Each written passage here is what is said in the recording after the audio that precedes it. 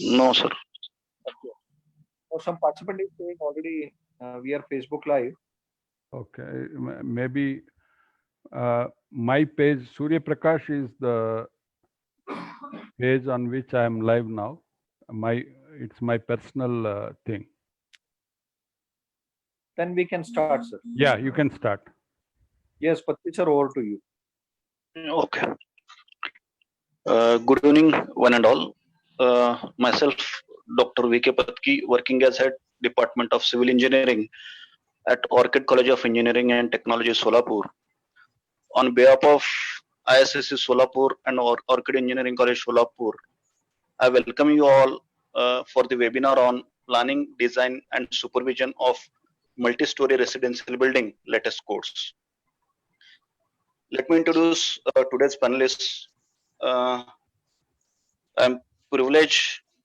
It's my great privilege to introduce today's panelists.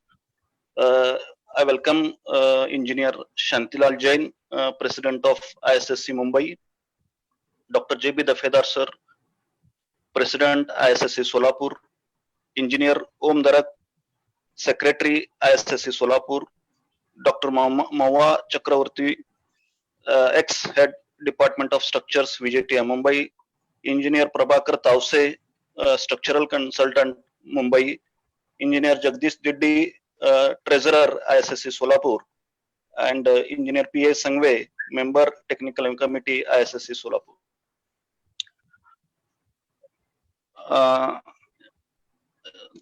I request all the participants, if you have any question during the presentation, please type them into the question box in your control panel. I will bring them up during the question answer session. It's my great privilege to introduce today's speaker, Engineer P. Surya Prakash. Sir has completed his bachelor's degree from JNTU in 1986. He did his MS in structure in 1990 from IIT Madras. After working for 5 years as a design engineer, he has established his own company, Satyavani Projects and Consultants Private Limited, Hyderabad. He is founder and mentor of Smart Infra EST, a trust dedicated to engineering to enhance employability and employment. He is a member of expert committee appointed by Government of Andhra Pradesh to review irrigation projects, urban development projects, and seismic damage structures in Andhra Pradesh. He authored a book on design and implementation of communication towers. He guided projects for MTech and BTech students of IIT Madras, JNTU Hyderabad, and NIT Warangal. His prestigious clients includes Ministry of Defense, Island Affairs, Tech Mahindra, GVK Constructions, BSNL, Idea, Airtel, Tata Steel, etc. Engineer Surya Prakash sir handled several prestigious projects during last 3 decades. Some of the projects he undertook includes construction and consultancy of various residential, commercial buildings, IT buildings, industrial buildings, hospitals, hotels, etc. He has vast experience of construction as well as consultancy in infrastructural projects such as roads, railways, bridges, metro rails, runways, hangars, logistic parks, stadiums, transmission line towers, etc. Now, I request our today's speaker to start the session. Thank you, sir. Thanks for a good introduction. And I thank NK Orchids Engineering College for giving me this opportunity, and also Indian Society of Structural Engineers, President Shantilal Jain ji. So it's really a pleasure for me to share the knowledge in this evening. So I'll straight away start the session without losing much time. And thanks to all the faculty, professors of college for giving me this opportunity.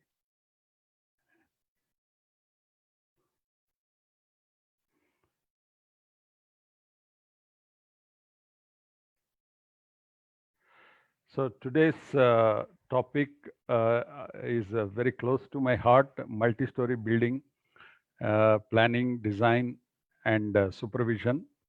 I'll also touch upon the latest codal provisions because some confusion is there among many engineers about the latest codes. I thought I'll just touch upon the relevant codes today while running quickly. This is a fast track lecture actually because I have 240 slides to cover in 60 minutes. That means every minute 4 slides.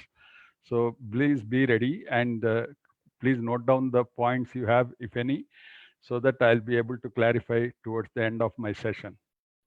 Thank you. So planning basically starts for any project with the client requirements and targeting the project outcome. And we as engineers start planning the project by preparing the design intent of the client and design brief for the project. I'll be sharing the details as we move forward, what are all these things. And then we start with the investigation like topographic survey, geotechnical investigation, geological studies, water flood studies, investigation of availability of water and flood occurring and power availability, materials availability, environmental studies, traffic studies, and master plan zoning. This is a common thing. And for smaller projects, this may be of smaller magnitude, but all these aspects are important when we do the investigation for the project. And road width, orientation of the buildings, levels of the ground, and building height to be constructed, setbacks required as per the local bylaws, floor area ratio or floor space index, all these aspects we have to take care while planning. Parking requirements, common areas, and ground coverage, green spaces required nowadays. It's very important for environmental requirements. Requirement of tot lots, amenities, fire safety for the buildings that are taller than 15 meters or buildings that are occupied by more than 100 people require fire safety requirements as per National Building Code, which I'll be covering. Utilities, that is power, water storage, water supply, and vastu requirements, positioning of all these utilities, sizing of the utilities, lighting, ventilation, circulation, spaces, and security. These are all the aspects we have to cover in planning. And the National Building Code gives the guidelines about all these aspect services. And nowadays, affordable housing, which is gaining a lot of importance. Also, there are guidelines given in National Building Code, which I'll be covering briefly in my talk today. And more important nowadays, the construction technologies are gaining ground because of the time, cost, quality assurance, and the delivery of the projects. Nowadays, we have seen even clients asking for completing the project of, let us say, 4,000 dwelling units to be completed in 12 months and all that. This kind of challenges definitely require state-of-art technologies to be adopted. Design. When it comes to design, the architectural form, shape, texture, facade, and finishes have to be kept in mind. We have a lot of technologies nowadays where the materials, a lot of materials are available. And civil and structural, when it comes, we'll be doing the structural system and technology for construction, water source, and stormwater disposal, and earthwork, roads, culverts, sewage, waterproofing, and weatherproofing fall under the scope of civil and structural. Let us never call a structural engineer only a structural engineer. Normally, a structural engineer performs the duty of civil and structural. So, because the civil part is stormwater, water source, water management, waterproofing, weatherproofing, earthwork, all these fall under civil actually. When it comes to MEP also, because we engineers have to coordinate with all the lighting, air conditioning, water supply, and BMS, building management system, parking management system, and facade lighting, signage, all these aspects have to be coordinated under MEP, but civil people are the first to start the project and last to hand over the project. So we have to be aware of all these aspects while conceptualizing the project. And the structural design, the basis of structural design, that is the IS Quadal provisions and structural system being adopted, constructability of the structural system that we consider, buildability, loads, that is dead loads, superimposed dead loads, live loads, wind loads, seismic loads, temperature, analysis, the modeling of the structure, the type of elements that we consider in the structure, the support idealization, dynamic analysis versus quasi-static. I keep getting questions from many students whether we have to do a dynamic analysis for a particular height of building. There is no such exemptions or limitations as such. So every structure needs to be analyzed dynamic loads for earthquake and wind particularly. But we can also use our judgment to adopt quasi-static analysis when it comes to when the influence of dynamic loads is lesser on the structure. That comes with the experience. And design of elements, detailing of the elements, and benchmark quantities have to be kept in mind while designing. The steel, concrete, that is, for example, a multi-story building, the range of consumption of steel varies from 2.5 kgs to even 6 kgs, 8 kgs, it goes on. So we have to keep in mind for the given building, what will be the target weight of steel and design the structure keeping them in mind. And the concrete also similarly, per square meter of a building constructed, will have concrete quantities varying from 0.2 cubic meter per square meter up to 0.4, 0.5, depending on the height, size of the building or spans of the building, these things. And next important thing in the design is construction engineering. That means planning the construction, costing of the project, scheduling of the project, and the procurement. The construction engineering ends with the procurement. And it comes to supervision. Next stage, once we do the procurement, appoint the contractor, then we'll go for the supervision of the project. That is actually site enabling. It starts with enabling the site with power, water, and all that, and creating the monitoring, reporting, and method statements for the construction, communication protocols, and records, upkeeping of the records, whether it is permissions or design, drawings, all that. And the duty of the supervision on site is RFI, that is request for information, material receipt and inspection reports, and non-compliance reports, NCRs, daily labor reports, daily progress reports, weekly progress reports, and monthly progress reports. So these are all the reports that are generated by the engineer on site. And we have to also take care of the statutory compliances, whether it is labor license, PF, ESI, safety of the workers, and also the approvals from time to time. Suppose if we are doing rock cutting or excavation, go for mining department, no objection certificates and all. Quality assurance, quality control, quality audit, and quality registers. These are all the aspects covered under supervision. Acceptance tests. Once the project is completed, we do the acceptance tests, snagging, desnagging, and handing over of the project, defect liability period of the project, particularly with the RERA in place.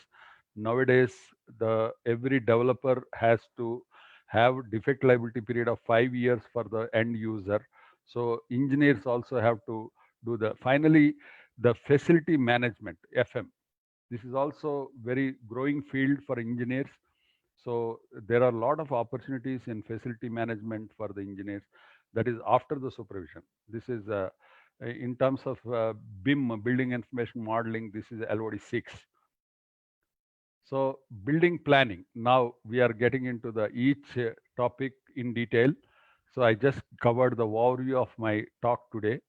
So in design brief, we have to consider the loads, what purpose the building is being constructed, materials to be used in the construction, and a system to be structural system that is adopted in the design, codes used and analysis methods, and the design, whether it is limit state design and all we have to define here, and finally detailing of the structure, whether it is a reinforced cement concrete or pre-stressed concrete or post-tension or structural steel. Occupancy of the building, whether it is residential, commercial, office, and area of the building, it depends on the area, size of the building also.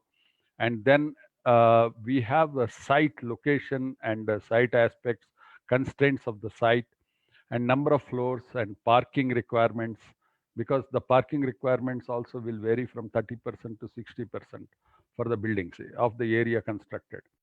National Building Code provisions and constructability, construction technologies, we have to be aware while doing the design. So we have to mention it in the design brief. And a detailed project report we have to prepare. That is one of the deliverables of the design, planning and design. And technical sanction, that means we have to freeze the quantities before we start the tendering or bidding for the contract. So preparation of the bid document is one of the deliverable of the design and construction engineering. And then the types of procurement are EPC, engineering, procurement, construction, design build contracts, lump sum contracts, item rate contracts, unit rate contracts, and this is the procurement methods. And finally, we go for competitive bidding at this design intent stage. So client requirements, normally they will come like this. I'll not go into detail of all this. Plinth area of flat, like 55.74 square meters and all. These are the, in the government, for example, they are given the scales of accommodation. Depending on the level of scale of officer, the areas are fixed. So based on that, these areas are fixed. And number of units are defined by the client, and will plan the buildings and blocks depending on this. Climatic design orientation and specifications. Like this project where we have this number of blocks, here the intent of the client was to give the maximum view for the project to the sea. This is a seashore in this project. So we have planned and shown the line of sights. So every block here also they get the view of the sea. That's what is shown here. We have planned the layout such that every apartment gets the view of the sea. And this is the circulation, like relative disposition of the apartment. Once you reach the, by lift, elevator or staircase, how you can reach the apartment quickly. This planning, this efficiency depends on how quickly people can reach to their apartment. And this is the circulation within the apartment. Like here you can see the area marked. The area marked in hatch is the circulation area. The rest is the actual functional area. So the efficiency, if you see, the circulation area is 18 square meters, which amounts to 31%. So like this, we'll go into the minute details in the planning. So we have to be very efficient in planning by fixing the disposition of each of the rooms in planning. And here you can see lighting and cross ventilation. How we plan cross ventilation, windows, doors position, and doors are not supposed to be considered for ventilation. So please remember, whenever we plan the rooms, there should be at least 2 windows or ventilator and window minimum. And in case of toilets, because we cannot keep 2, we will provide exhaust, forced air ventilation. Even in the housing, when you cannot provide this, we have to plan the artificial ventilation. And this is the floor space index or floor area ratio, it is called. So we calculate the total constructed area versus the area of the plot. So it varies in many of the cities, except Telugu states, Andhra Pradesh and Telangana, there is no limit on floor area ratio. So we can construct any amount of area by following the setback guidelines and all that. So this is the percentage of wall area. These are all the planning aspects which we have to cover. And this is the bylaws. We have to also study the bylaws of the local urban bodies. And based on that, we have to plan the buildings and layout. So the minute details like the drainage roof treatment plan for drainage of the what you call stormwater and waterproofing. You can see we do the detailing like this: weatherproofing and waterproofing, and parapet wall. Waterproofing has to go onto the top of the parapet wall and cover the external plaster with this parapet wall and the beams. And the drainage happens through valleys and ridges. So we have to decide which is the ridge, which is the valley.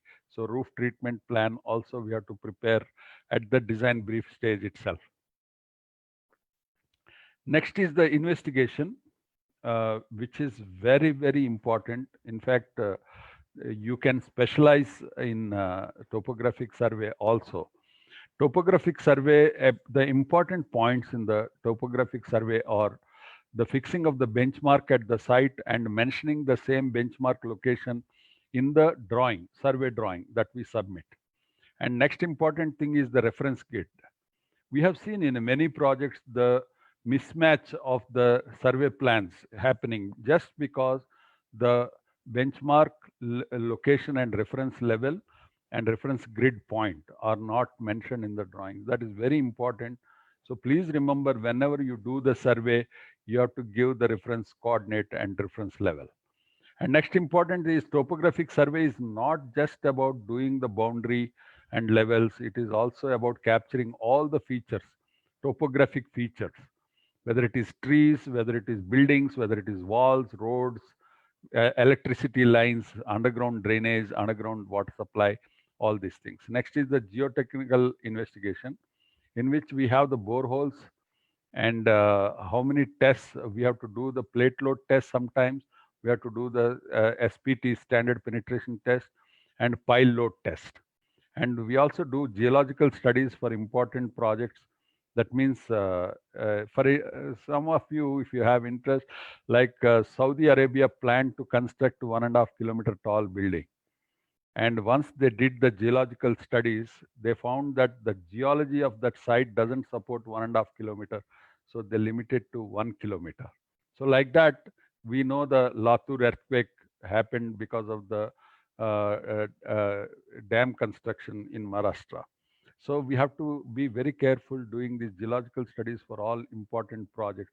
And the material availability, the aggregates, which we use generally in construction projects. So we have to identify the source of the material and adequacy of the materials. Next, access to site. Also, we have to identify water availability, power availability, waste disposal possibilities, and flooding in the site, and water bodies near the site. These are all the investigation we have to conduct while doing the project investigation. So civil and structural, when it comes, and we have to prepare the design brief, and also design intent of air conditioning, heating, ventilation, and air conditioning, electrical, firefighting, transportation, vertical, like elevators, escalators, and public health engineering, that is plumbing and sanitary, toilets and water supply, and to the kitchen and all that. Next, now we'll start with the planning. For example, the road width is very important thing. As engineers, we should know that there is a minimum road width required for construction of the building. So that minimum road width is 30 feet or 9 meters. So here you can see 9 meters, 12 meters, 18 meters.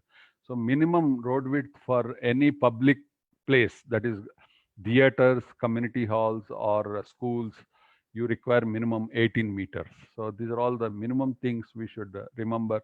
And there should be always footpath and stormwater drain and sidewalks, traffic islands. All that has to be planned in the layout.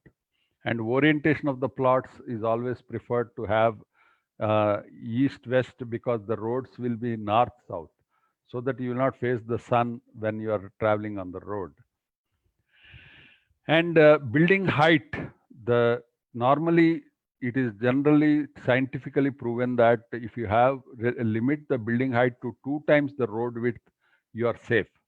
That means if you have a 30-feet road, don't go for more than 60 feet height of the building. So these are all the norms.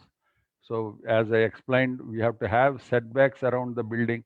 So if your building height is more than 15 meters, as per National Building Code, you must have 6 meters all round setback. That is for fire truck to move around the building to save the people in case of a fire accident. So buildings will have setbacks, that means open area around the building.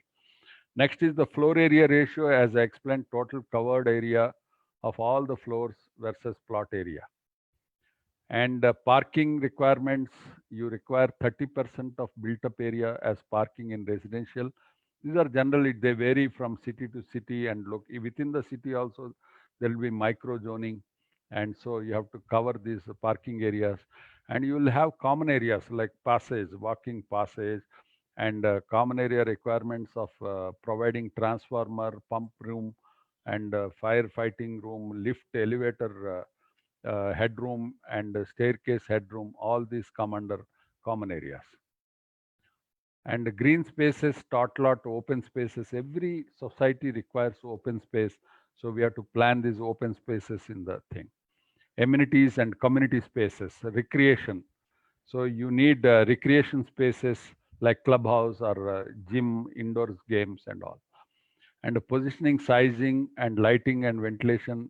So you should have at least 20% ventilation area by the way of windows. This is a good norm. And each room size shall not be less than 90 square feet. These are all the norms given in National Building Code. So a technical institute for 1 lakh people and a community hall for 15,000 population, minimum road width should be 30 feet and all that. So these are all the requirements. I'll not spend much time in this. I'll keep going into the construction technologies. So nowadays we are having precast technology gaining ground very fast, and particularly in this COVID situation, we all know how it has all caused confusion when there is no work, labor were to be housed in the site and fed. And once they are ready to start the work, the migrant labor had to leave, go to the places. Now we are not able to construct. So we have to reduce our dependence on the labor. So precast comes handy in such cases. In fact, many clients are asking, they have done 2 floors conventional, whether they can do precast on the top.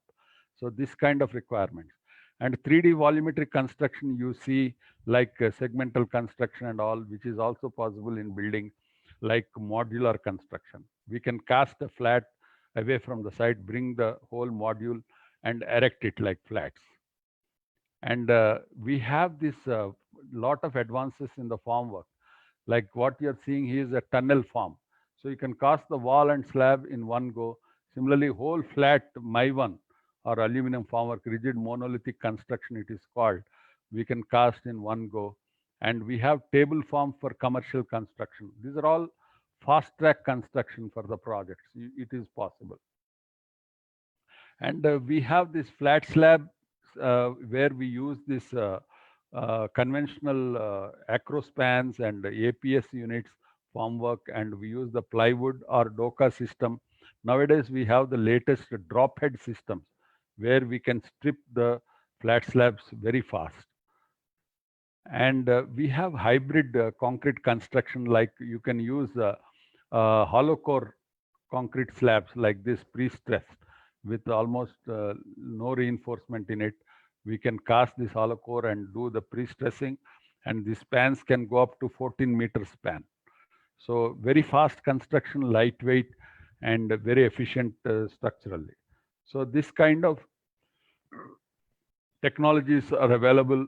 With the steel and concrete also, we can do the composite construction. So we should be aware of these technologies before we design, we plan any building. So the next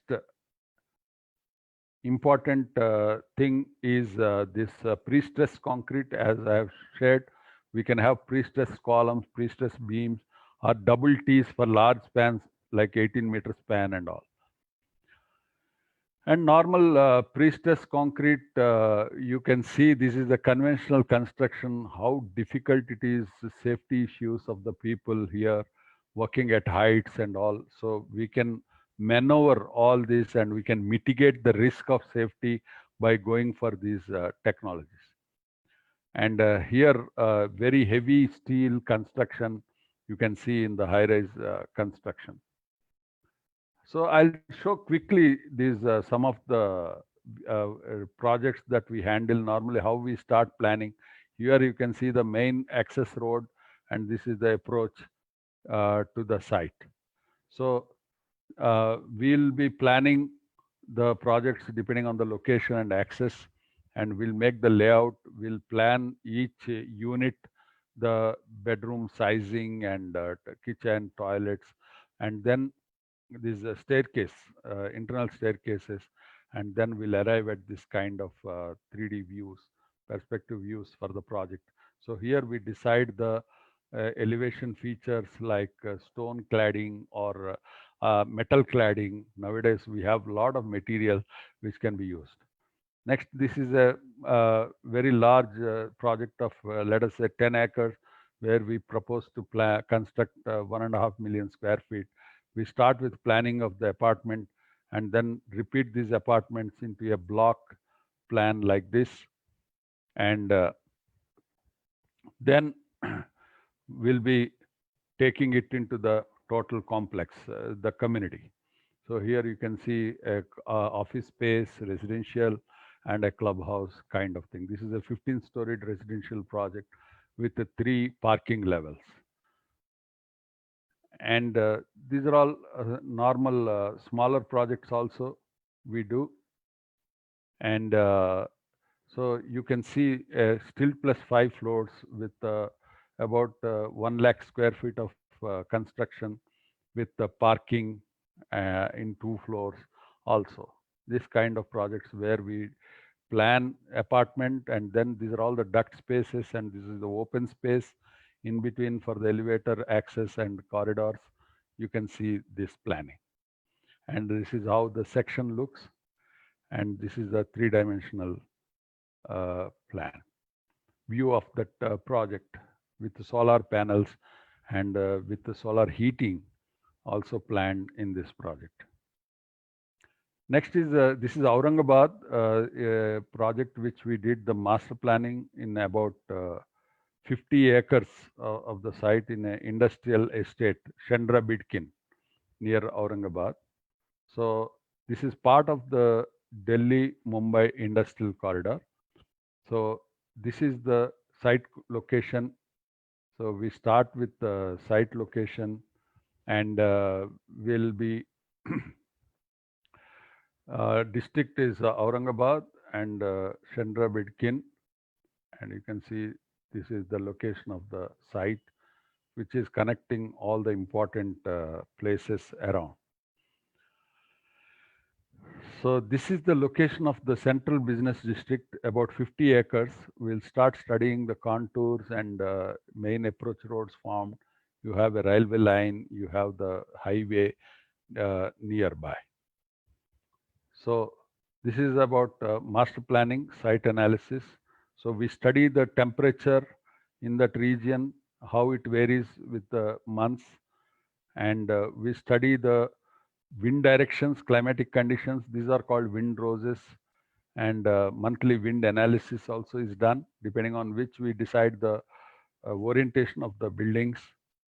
And this is the site, different examples of central business districts in the world. Successful stories of central business districts like Shanghai and Coimbatore, Kodishia, all this we have studied. And then we planned the central business district in this area with the convention center, exhibition center. So this is a exhibition center which is planned. And this is a convention center.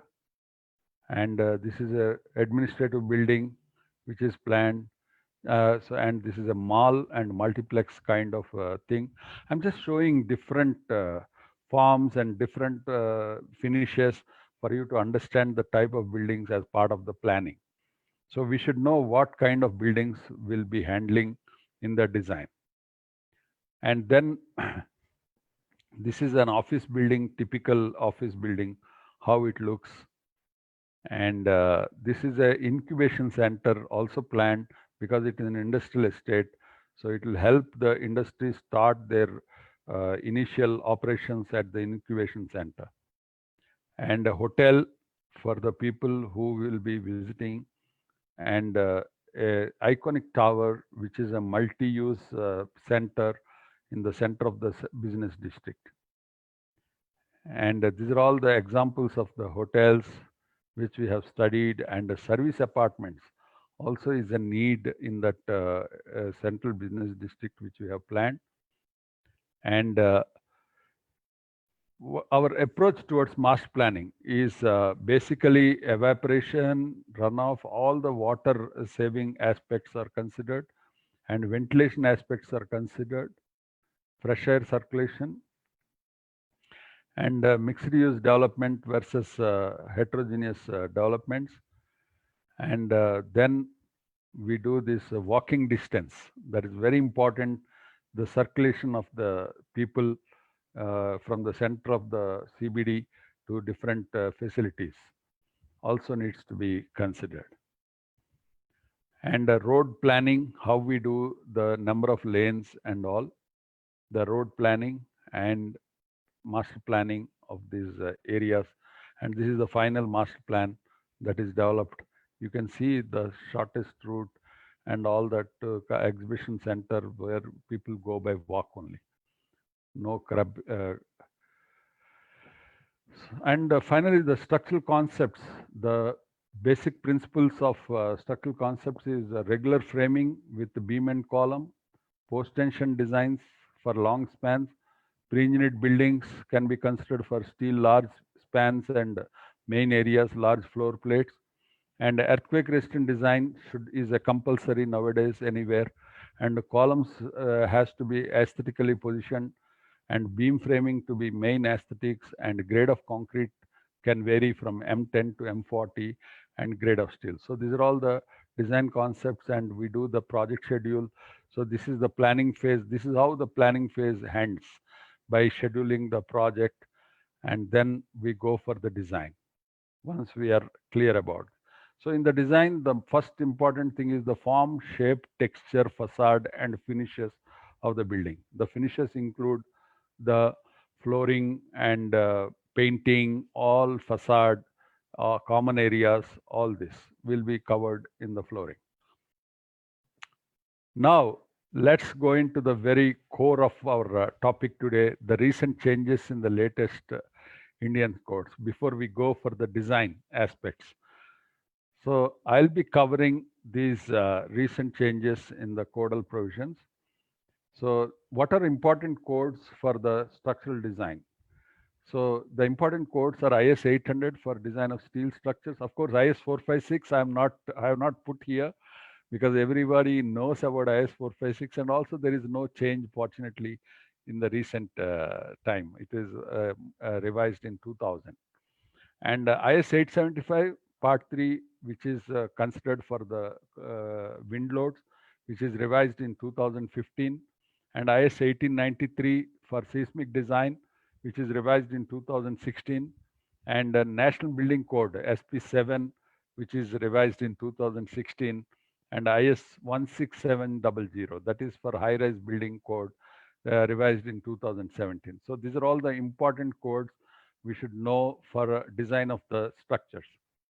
So changes in IS 800, it is 2007, quite some time, but the main philosophy that has changed in IS 800 is limit state method of design and plastic analysis, and the allowable stresses are modified considering it is more rationalized about the buckling theory and all that. And also specifications for rivets and bolts and other fasteners are included in IS 800 itself. Next modification, there are big changes in IS 875 Part 3 in 2015. So earlier we used to have design wind speed calculation with just K1, K2, K3. Now the K4 factor is incorporated for cyclonic regions. The cyclonic regions also, they have extended up to 60 kilometers from the coastline. And the empirical expressions are suggested for height variations. That is, earlier we used to have coefficient constant depending on the range of the building area, like length of the building, 50 meters, largest dimension. Now they have rationalized it by giving exposed area of the building up to 50 square meters, up to 100 square meters, and above 100 square meters, like that. So we have been given the different coefficient on the pressure for calculation of the total wind force on these building surfaces exposed to wind. And directionality, area averaging, and correlation of pressures also are considered in this. And it also suggests the tall buildings and low-rise buildings for preliminary design to carry out detailed boundary layer and wind tunnel tests. So we cannot simply take the caudal coefficients and design. So it is suggested to go for either computational fluid dynamics or wind tunnel studies. And gust factor method for evaluating along wind response, background factor, size reduction factor, energy ratio, and length scale of turbulence. Because I am covering the overall aspect, I'm just giving you terminology only. Please, we have to spend a lot of time if you have to really understand the complete IS 875. Next important thing is IS 1893. So it's a fallout of Gujarat earthquake, actually. If for your information, Gujarat, the earthquake was the first urban earthquake in our country. And a lot of studies are done based on the damage that happened to a lot of towns like Ahmedabad, Vadodara, even I was also there. So the code has been rationalized twice. In 2002, first revision has come to 1893, and then again 2016. So lot of points are incorporated for three-dimensional analysis and incorporating the eccentricities in the building geometry or building loads or stiffness even. So vertical eccentricity and horizontal eccentricity. So the shape factors are incorporated, and we have to do the complete three-dimensional analysis for these earthquake loads. So we have been given, of course, earlier also we had the approximate formula, empirical formula for natural period for quasi-static calculation. And now step-back buildings and buildings on hill slopes are more rationalized, because in India, we have the zone 5 in Northeast. Arunachal Pradesh, all our northeastern states, they're all hilly terrains. So you require more accurate, and we have seen the devastation in Nepal, post-Nepal earthquake, which is also Himalayan region. So provisions of torsion have been incorporated, and simplified method is introduced for liquefaction potential analysis. So these are all the changes in 1893. And NBC, National Building Code, has come up with a lot of provisions for fire safety and safety of the buildings. And also engineers have a very great role in certifying the safety, structural safety of the building. And formats have been rationalized for certifying these buildings. So construction management guidelines also are given, and approach to sustainability are added in this National Building Code. And next very important thing is high-rise buildings, high-rise code 16700. So these buildings are considered to be very important in the safety aspect. So the code is based on prescriptive approach, because many people tell me, no, you cannot use flat slab, you cannot use post tensioning in high-rise building. No, code never says that. If you read the first class, it is based on the prescriptive approach and covers all design aspects of tall building. So an engineer in charge, even in my interaction with the code committee, they also clarified engineer in charge has all the freedom to choose the design, but he has to convince with the analysis and design of high-rise buildings particularly. So mainly the buildings of height more than 50 meters and less than 250 meters are covered under this 16700. So the structural wall systems, movement frame structural wall systems, structural and tube in tube systems are all covered in this standard. So general requirements, including height limitations of different structural systems, are given in this code. Elevation and plan aspect ratios, they should not exceed 5. And lateral drift, maximum drift, they're all for considering the static or dynamic analysis, they are given. And story stiffness and strength shall not be less than 70% of the story above. So these are all the different criteria that are given for a design engineer to consider these aspects. And zone 3, 4, and 5, which can be reduced to 50 mm in seismic zone 2. So these are all floor slabs shall be cast in situ for precast floor system, minimum screed of 75 mm, that is for diaphragm action. These are all the guidelines given in 16700. So we have to consider all these codes and latest revisions while designing, and form and function like geodesic domes, lotus temples, and all. So now I'll quickly go into the loads: dead load, live load, impact loads, snow loads, and rain and flood loads we have to consider, and wind loads, earthquake loads, soil lateral pressure in case of deep basement, and the temperature loads and centrifugal loads. So we will be governed by IS 875 for calculation of dead loads, and unit weights are given in IS 875. And wind loads, as I said, K4 is introduced, and topography factor, terrain roughness, and coastal factor. And seismic zones, we have the zone factor, importance factor. For normal buildings, importance factor can be taken 1, but for every important buildings, we have to take 1.5. And response reduction factor, depending on the level of ductility that we introduce in the building, we can consider the response reduction factor.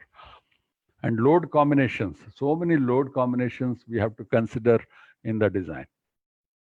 And the structural systems. So the structures, we start with the very old traditional systems of arch type construction, where pure construction, linear arches and spatial arches. And slowly now we are moving into timber structures, jack arch roofs, and Madras terrace in India. This is a Madras terrace, and reinforced brick with iron strips encased. This is the development of structural systems. And now we have framed structures, beam column structures, and a conventional type, pre-stressed post-tension type, steel frames, and all. So these are all the RCC frame, conventional type, and we have the pre-stressed construction, and we have the steel frames. And then main forces that as a structural engineer we have to handle are tension, compression, bending, torsion, and shear forces. So this is for the students to understand.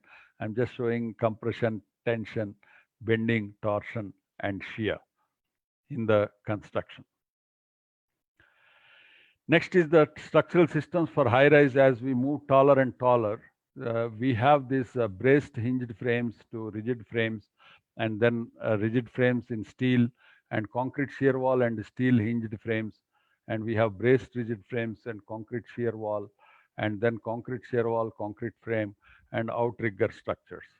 So this is the development of the high rise. And beyond that, we have this buttressed core, which is Burj Khalifa and all.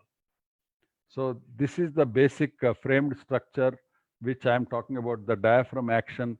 The slab will connect all the beams and give rigidity within the plane for resisting the lateral loads. And the basic behavior of gravity loads in frame and lateral loads in the frame. So we can see how the moments develop, and we do moment distribution analysis and find out the forces for this. And then shear trusses and concentric braced frames, eccentric braced frames, and we have the shear wall. Shear wall is very important for the buildings above 7 floors, let us say, up to 10 floors and up to 15 floors. Shear wall is a good system. And beyond 20 floors, we should go for tubed frames. So these are all the different systems of shear wall and frame structure. and a rigid frame, 10 to 35 floors, and framed tubes, brace tubes, bundled tube, tube in tube, diagrid, space truss, all this. And this is the Burj Khalifa. It's a this is one of the best efficient structures in the world, I can say, with the best of the designers. And structural systems, we just did the study. If you are constructing a 40-story building with just frame and with a shear wall and with a tube, outer tube, and with a tube in tube, we have done the study and comparison. So I just shown you to understand. So this is the site study. We have to do site access constraints. We have to identify, and the master layout has to be checked, and then buildings have to be planned. Buildings have to be designed, analyzed for the loads like wind loads, earthquake loads, temperature loads, and I'm just showing you some of the pictures of the buildings, residential particularly, up to 15 floors. So you can see all the forms, shapes, and all. So these are all the convention center with the huge dome. I've taken one of the project just to talk about the domes and all that. So we'll deal with all these kind of structural systems in the projects. It's very interesting to understand all this and learn about these analysis methods and loads and materials. So all the engineers, we should participate in this. So once we do this design, we have entered the supervision of the building project. So we have a site engineer, which I never support. Don't use the term site engineer. And we have the project engineer, supervising engineer, supervisor, non-technical supervisor. So what are their roles and responsibilities? So planning, design, functional requirement document have to be studied. Investigation documents have to be kept in the record, and statutory requirements to be followed, and then starts the project engineering, construction engineering, and costing, and then site enabling, boundary access, storage, and we have to create the project office, labor installation and labor accommodation, and the project on web. So the field supervision functions are mainly communication, interpretation of the drawings, installation of the resources, labor, machinery, equipment, plant and machinery, documentation. So this is the responsibility. So the all types and sizes adhere to contact documents, control systems, relationships with the teamwork and accountability. Do what you say. This is very important for the people on site, and you are expected to implement the contract only. Consistency, responsiveness, and follow through, making sure it gets done. Flexibility, more than one way to skin a cat, because we have to deal with the lowest labor, unskilled labor, to the client who is very intelligent and business-like. So we have to handle this spectrum of people as engineers. Really, we become good managers once we learn this project management. So leadership is important, management is important, and we do all the quality control, logistics, contract administration, scheduling, and cost control. So field supervision functions, so site clearance, planning. I'll quickly go to the photographs because I'm running short of time, definitely. So please bear with me. I am bit faster. I've taken too much of subject in one go because I thought I must bring awareness about all these aspects in one go. And project team, organization chart, materials and methods, and roles and responsibilities, leadership. And so I'll quickly show you this is the flow chart of a project site. We follow this in our organization in contract management in the construction phase. So Recce, first you visit the site to understand the site condition, and then dismantling of the existing structures, and then excavation, rock cutting, and preparation for the foundations. And this is also excavation and earth filling. This is the earth filling. And then we have this anti-termite treatment. Many people are forgetting nowadays about this anti-termite treatment. It has to be done for every project. Please remember anti-termite treatment. Otherwise, KIDA, the termites will affect every furniture interiors that we do. Next is the plain cement concrete after anti-termite treatment, and then reinforcement tying for the footings and columns. And then we go for the retaining walls if we have the basement. So this is the retaining wall reinforcement and shuttering. And then casting of the footing concrete, and then casting of the columns, and then PCC floor for the centering to start for the first slab. And this is the, after shuttering, then we put the reinforcement for the slab and cast the concrete for the slab and prepare for the next floor starters for the columns. And cover blocks for the walls and columns. So this is a good cover block which is inserted before the reinforcement is tried, and wall shuttering and concreting for the walls and columns. And this is the thing.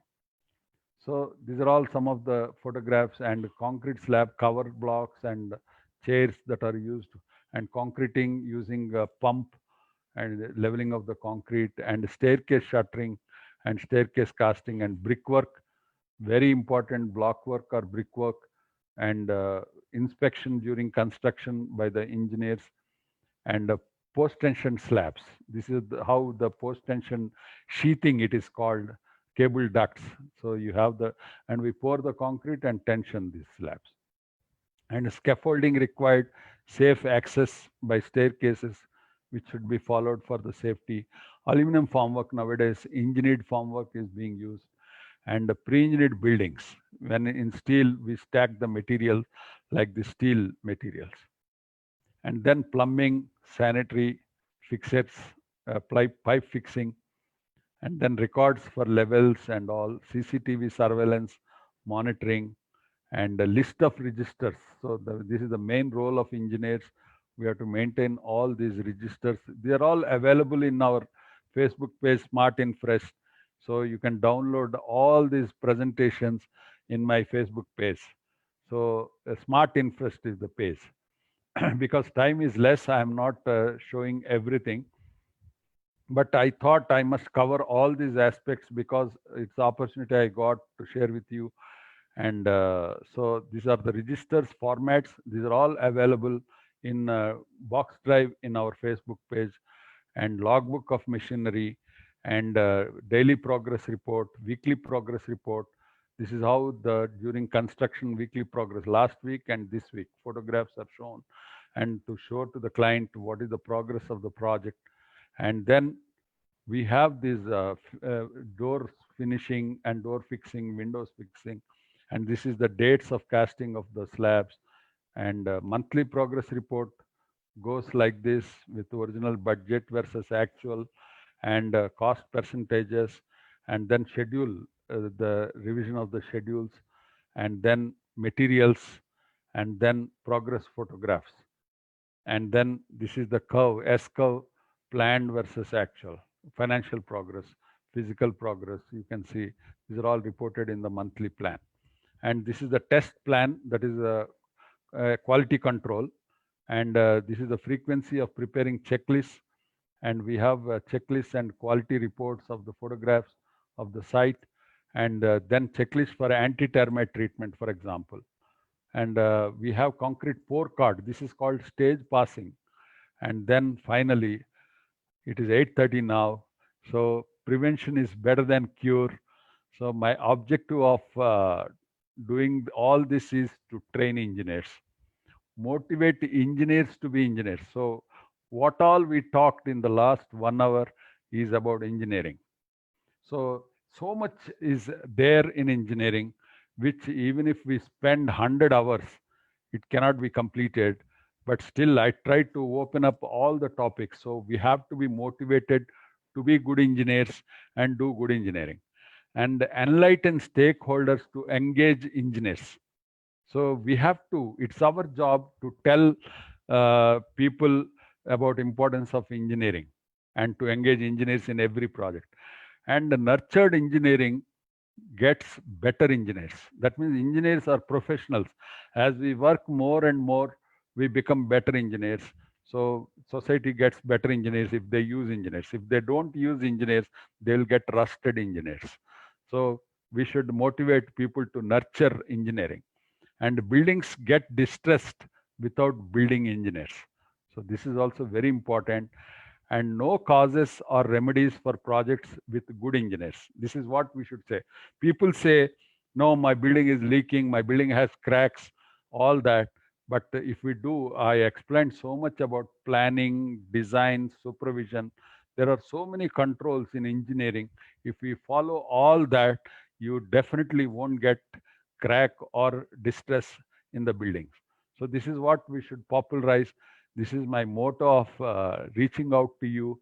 Any engineers asking me to talk about subject, I never hesitate or never refuse. So thank you for bearing with me all this 1 hour.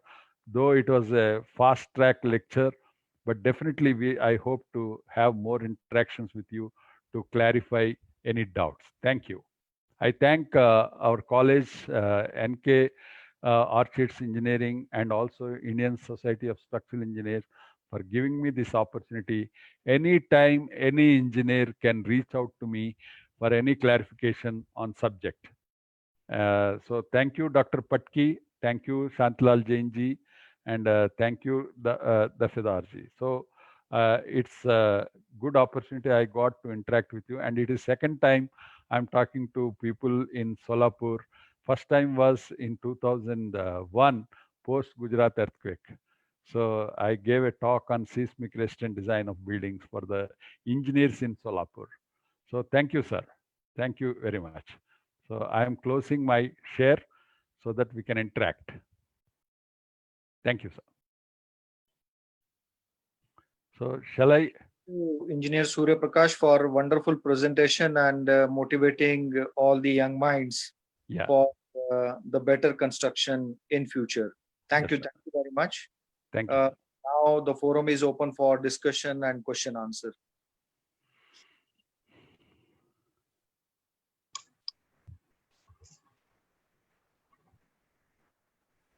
Over to Dr. Patki. If there are some questions in the chat box, you can read out so that Engineer Surya Prakash sir and all the panelists can take up one by one. Sir, there is question from Mr. Sairam. Yeah. Please tell us about damping ratio for different structures. And one question from him: how can we differentiate strength and stiffness? Strength and stiffness. Yeah. Stiffness is by geometry, strength is by the material. This is a simple definition, actually. So stiffness we calculate depending on the size of the member, and strength we calculate depending on the grade of the material, steel or concrete or combination of both.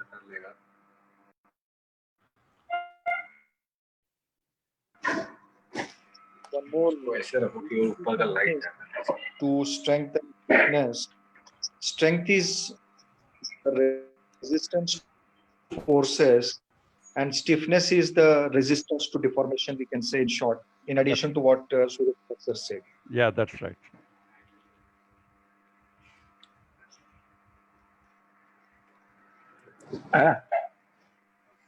Next question, please, Patki sir.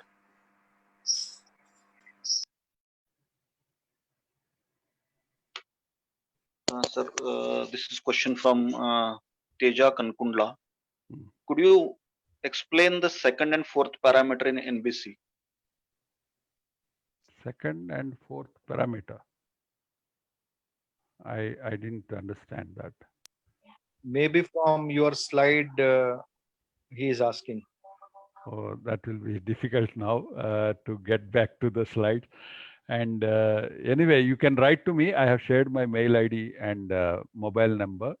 So you can message and I will reply to any specific questions that I am not able to address now. And I have interesting question in chat box. That is, somebody asked me whether we can go for precast construction about 25 floors. Yes, we can go for about 25 floors also precast.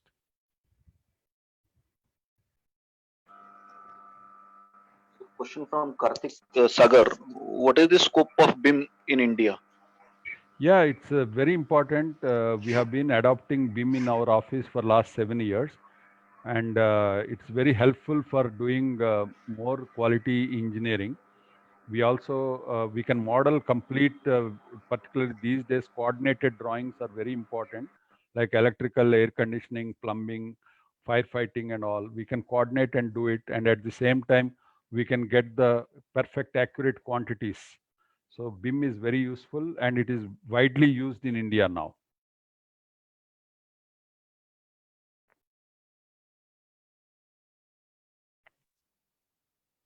And There somebody, is question from yeah. Mr. Teja. Yeah. Why should we study temperature during planning? Yeah, In your we have. presentation. Yeah, that's right. It's very important because the position of whether we have to decide whether we should go for expansion joint or separation joints for the buildings or not, depending on temperature and earthquake zone. So it is very essential to understand the minimum temperature, maximum temperature, and humidity even. So these are the factors which will affect. One is performance of the building, and the other is the during construction also. These factors will help us planning the window for construction. Like summer in most of the places in India, we can't do concreting during the day. We have to plan during the night, or we have to use mixed design with ice or something to handle the heat of hydration generated during summer periods and to prevent the shrinkage cracks. So all this, we have to understand the temperature and the humidity parameters, because humidity affects our mixed design, concrete mixed design. So it's very important to understand all the climatic conditions. For example, we did a project in Northeast where the minimum temperature was minus 30 degrees and maximum temperature is 20 degrees. How will I design my concrete? And it is very difficult to get the materials there. And I had to plan the heating for even concreting. So these are all the things. Temperature is very important. And also expansion joint. That is, we have to study depending on the temperature, minimum temperature and maximum temperature. In India, for example, we have maximum temperature up to 50 degrees and minimum temperature minus 30 degrees. So this is the range we have. So we have to plan. Next question, sir. Mr. Teja, how will be the life of planning engineer after BTech? How much salary did he get? To become expert, what courses can he do? Yeah, planning engineer is basically, we have NICMAR, for example, or many institutions, Delhi School of Planning and Architecture. They will also offer these courses in construction management. And if you study the construction management post-graduation, you can specialize in planning. Otherwise, also, even as a graduate, you can start working in the planning department. Every company will have a planning department. Whether it is an infra company or consulting firm or project management should have a planning department. And planning deals with starting from scheduling, quantity survey, costing, and machinery resource planning. All this is part of planning. That's why I always give a lot of stress on planning, because it is an interface between design and construction. That is in between the planning. And planning engineers get good pay, actually, I would say. And but don't expect don't never compare civil engineers with IT people, because civil engineers start with lower pay, but once you do good work, your growth is asymptotic. But IT people, I cannot compare. But you will definitely cross these IT people once you are good at the 5 years, 10 years experience. You will cross the IT guys. So salaries, please don't ask me specific number, but don't, as a professionals, we should not work for salary. We should work for learning. Once we learn subject well, and then we are professionals. We don't have limit to earn, actually, if we are a good professional. I know a lot of civil engineers being paid 5 lakhs, 10 lakhs, and even the share in the project profit and all, who are very good. I cannot value their presence actually. It's very important. To learn is very important. Any other questions? Question from Vinay Gundla. Yeah. When we can use tube in tube system? Yeah, tube in tube. For example, World Trade Center is a tube in tube actually, which collapsed, of course. And tube in tube is not very efficient actually compared to bundle tube. Bundle tube is inspired from bamboo structure actually, and is none other than Fazlur Khan from Bangladesh.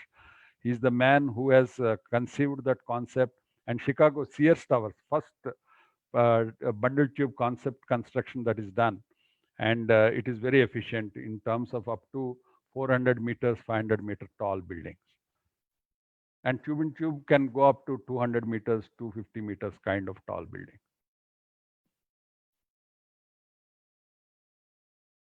Next question, please. Most latest research topics for PhD students.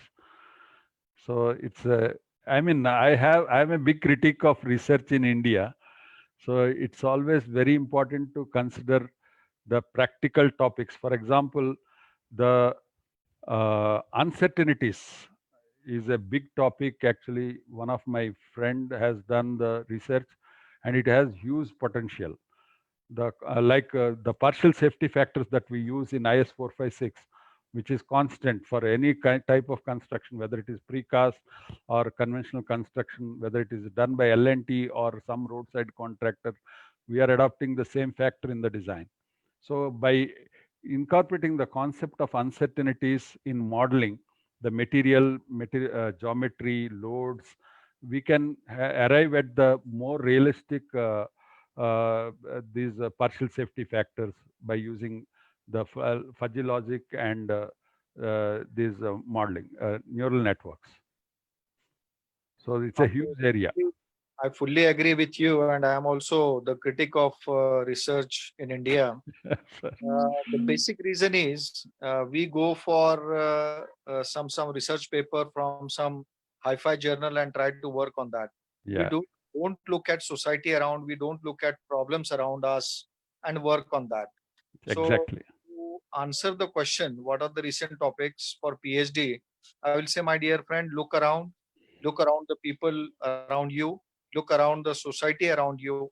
You will find enough number of problems for PhD to work. Go to some village, maybe how to have a effective drainage system in a village, how to have maybe a good drinking water for those villagers can be a challenge and can be a topic for PhD for all of us.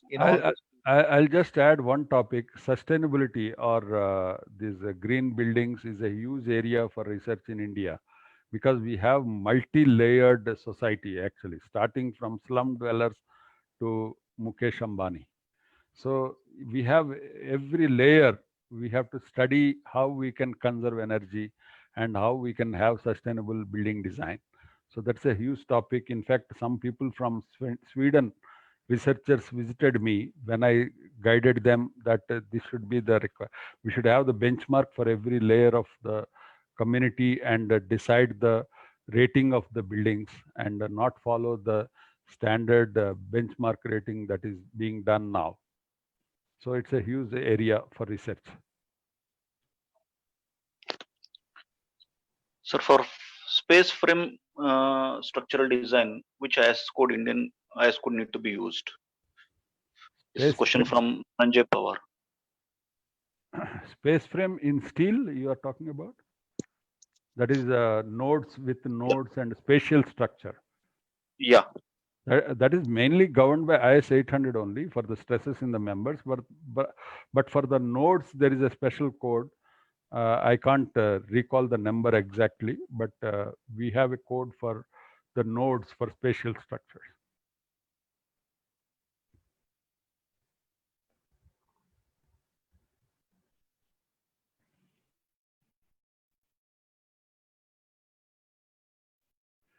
Next, any other questions, sir?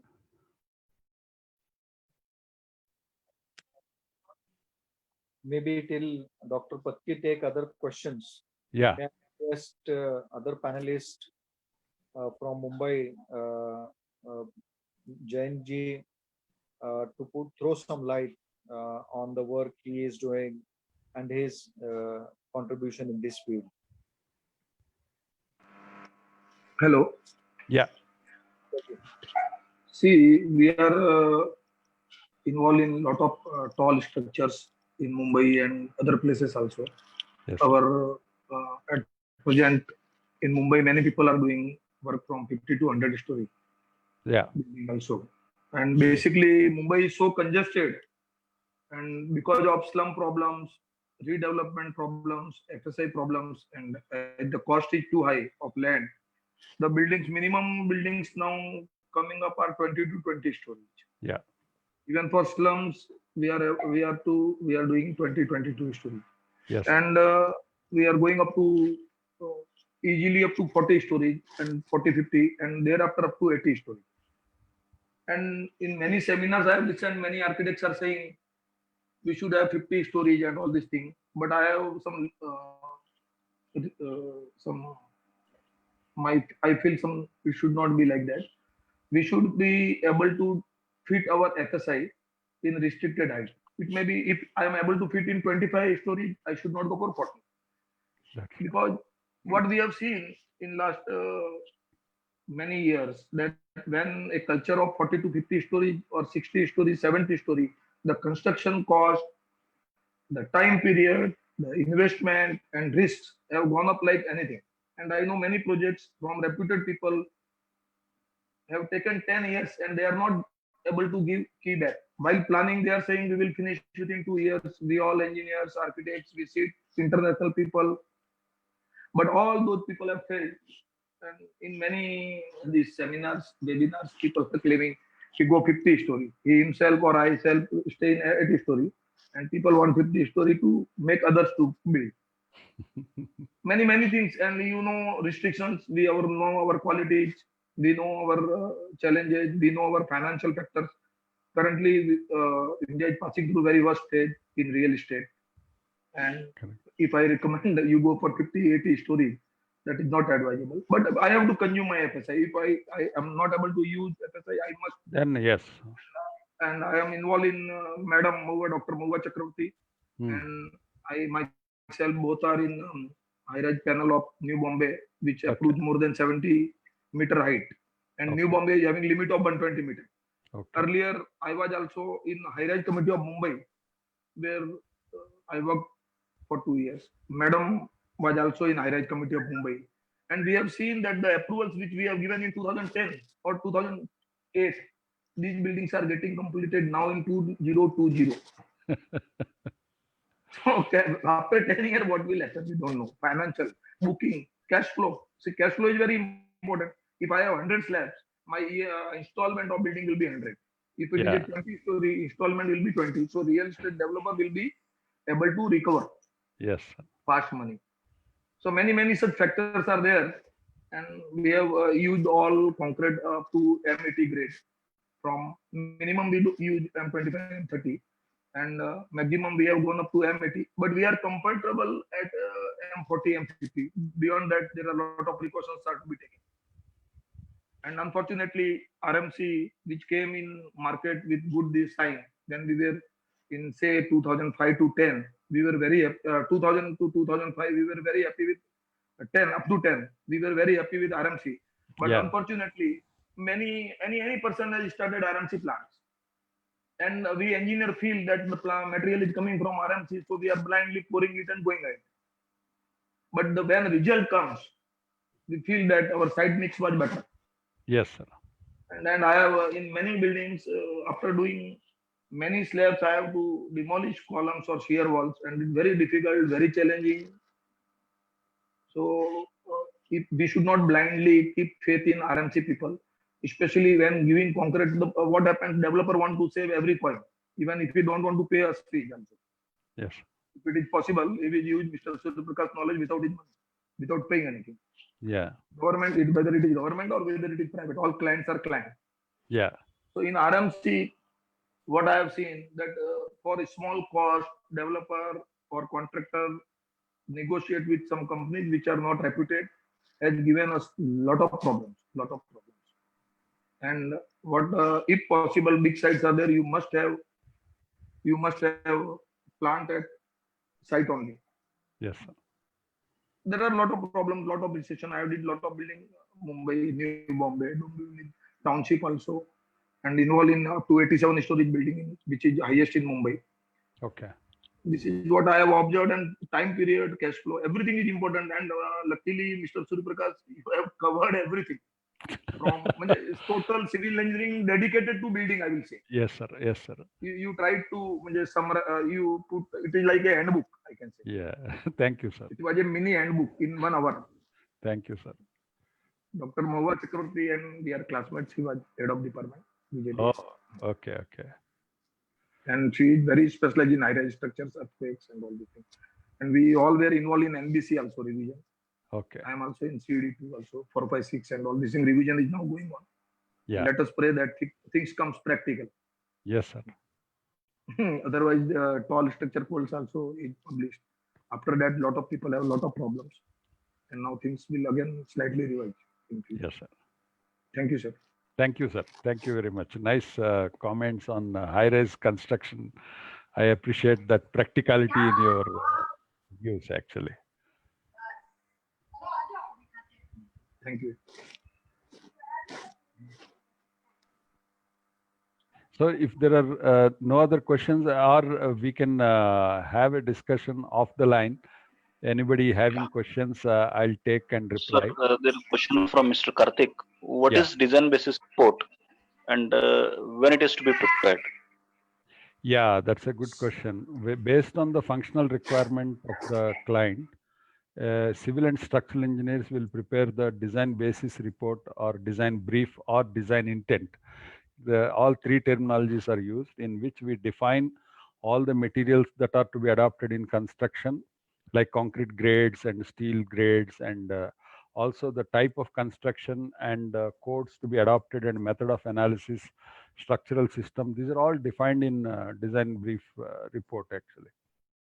And that forms the basis for subsequent design. Once it is approved by either project management consultants or independent engineer or approving authority, then that is the basis for structural engineer to complete the design. Without design basis approval, if we do, after we make all the drawings, then architect or engineer start saying, no, this is a problem, that is a problem and all. So that's why it is better to have design basis report before commencement of the design.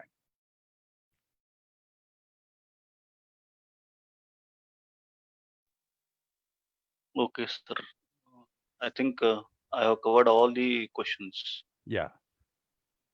I have seen some question regarding Vastu in somebody asked me. I asked on the Somebody has chat. asked, sir, does the facing of building depends upon direction of local wind? Yeah, that's right. Actually, that's why I said wind direction study is very important. And also Vastu in India, Vastu Shastra was an engineering document prior to getting this engineering, actually. If you see Wikipedia says Vastu Shastra is a engineering 3000 years back, and all people have documented the method of construction. And we had a case study in Gujarat also, post earthquake. One village, there was no damage at all. That village, it seems, they used to follow construction as a ritual. So that village had, because that's the earthquake prone zone, we all know Gujarat is the highest earthquake prone zone. And they have developed that method of construction, and they are following religiously, and they are protected because of that. So construction is always, we have to do religiously. So it's Vastu Shastra also has 18 volumes defining about layout, planning, design, all that. It will be good if we can study and take some good points out of it and incorporate in our design. Thank you. Actually, can I add? Vastu is basically to use natural resources in proper way and keep healthy home. Correct. Occupant should be healthy. That was our original aim. But Yeah. unfortunately, what has happened with new this thing, we are not bothered. We are going for AC. We are going against gravity. We Yeah. are Yeah. trying to keep windows closed, not taking natural air. Yeah. We are using air condition. And unfortunately, in high-rise building, we can't open windows. Yesterday, I stay on 20 story. The wind Yeah. was so blowing. Yeah. You Yeah. can't keep windows. And 40, 50 story, never they use AC compulsorily. When building goes high-rise, they have to use. So Yes. actually, we go against Vastu. Correct. Basically, now Vastu is engineering definitely to use natural resources what God has given us: sunlight, Correct. Correct. air, cleanliness, hygiene. This is the base of our Vastu. India was very rich in this, but Europe has taught us differently. Yes, sir. May I invite Chakravarti madam to say a few words? Yes, thank you very much for your invitation. This has been a very good experience, a very massive information within a small time span. And I would like to thank Surya Prakash sir for putting in so much information in such a short time. One thing only I would like to add that as the designer has to always be conscious about the total life of the structure, Yeah. and Durable. therefore now the emphasis is on performance based Design. analysis. Yes. A lot of it has already come into the codes as far as the serviceability is concerned. Yes. But then we want to know what happens to the structure right from its birth till its death. So that is what we need to keep in mind while doing the planning of the buildings and the layouts of structures, etc. Another important thing is sustainability. So nowadays, more and more emphasis is on going for sustainable construction, sustainable materials, and proper ventilation, lesser use of power, rainwater harvesting, then use of renewable energy sources. Okay, so all these things also I think should be kept in mind while planning of the projects. I have thoroughly enjoyed, sir, your lecture, and I would like to congratulate you, and I would like to thank the organizers for inviting me to this webinar as a panelist. Thank you. Thank you.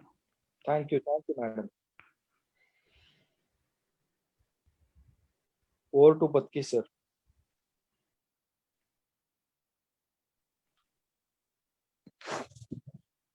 Sir, question from my side. Actually, you are into training the students Yeah. and enhancing the employment of the students. How could you help the engineering colleges for training the students and enhancing their employment? Yeah, actually, as a trust, I have founded this trust called Smart Interest. As a trust, we try to provide internships to the students during summer and winter. For example, last year we did the 350 students internship through this trust. We signed MOU with the government departments, large projects wherever they are happening. We train the government engineers to train students, and then we train students and send them there. And it was very successful model. And this year also, actually, we planned, but unfortunately, because of this COVID, we could not deploy. We registered the students, we started the work, and we had to abort because of the COVID. But it's a continuous process. Last 4 years, we have been doing training of students, internships, and also we help the colleges plan projects practically. And we are into faculty development program. For example, the December 6th to 13th, we are doing one program along with another college, online faculty development program now, with a 7 days program actually on performance based design. Actually, it is a team is performance based design. professors from IITs and all. I am also one of the resource persons in that. So we have done at least 8 faculty development programs so far with the various colleges, because we feel first is faculty to be industry connected so that they can make students industry ready. So that is also we are doing. And placement assistance. We help, in fact, we are against campus placements as a trust. In fact, civil engineers should not aim for campus placements. And as a trust, we are against colleges displaying campus placement record in the entrance. That is giving wrong signal to the students. What do we say? If you say 99% placement, just joining the college is enough to get placement? The student has to perform. So civil engineering particularly, we are seeing that students' performance is going down. Attendance. I ask every college, what is the attendance of your students average? It is average is 70%. Very pathetic. I never knew abstaining from the college when I studied engineering. So why not is it important for current day students? So attendance and lab practice, these are all very important for the student, and we should promote that. And campus placement, before campus placement, they should go to industry, work for a year, and then they'll be knowing what is their position and industry can absorb. So I promote internships as a way of getting employment for the students. Like architecture, they have 1 year compulsory internship. Why not civil engineers? In fact, civil engineers need more industry orientation on the site. So we should promote that, as I feel. Thank you, sir. Thank you. Sir, in this COVID period, Yeah. in by our civil engineering department online internship, particularly analysis of structures using STAAD Pro software. So even we can also contribute in this direction, and maybe we can join hands. In fact, we are running one program now. About 300 students online training is going on. Great. Yeah, we are giving in 6 topics actually, in which building information modeling also is one topic actually. BIM, RCC, CAD RCC, and junior design engineer, and planning engineer, supervising engineer. These are all the categories we are doing now. And we insist on assignment submission every day, and we'll monitor and certify based on that assignments actually. Very good. Very good. Yes, Patki sir. Yeah, thank you. So from my side, I think I have covered all the questions.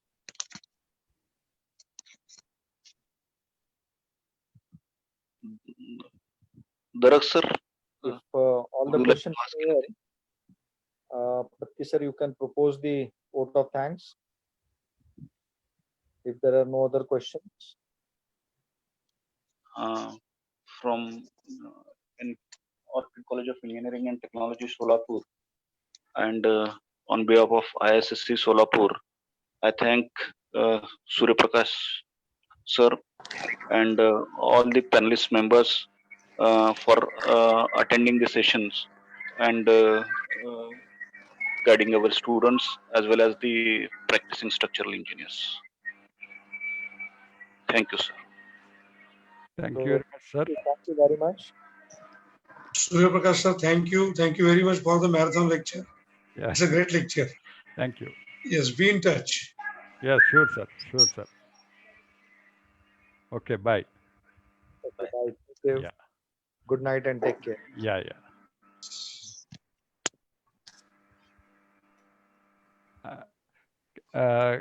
Can someone copy the Q&A session, sir, in Q&A box? Questions, so that we can save it in a file. I am Okay. copying the what is the chat box. Okay, sir. Charge बहुत कम हो गया ये रखा box कहाँ पे नहीं ठीक ये रख ये वहां मेरे गले में, बाद में आते, चल पहले खाना खा ले, थोड़ा लेट हो गया। चलो खाने की तरफ चलिए, हमने आपको बहुत पकाया। हमारा लेक्चर है, जब लेक्चर होता है तो सुनना पड़ता है।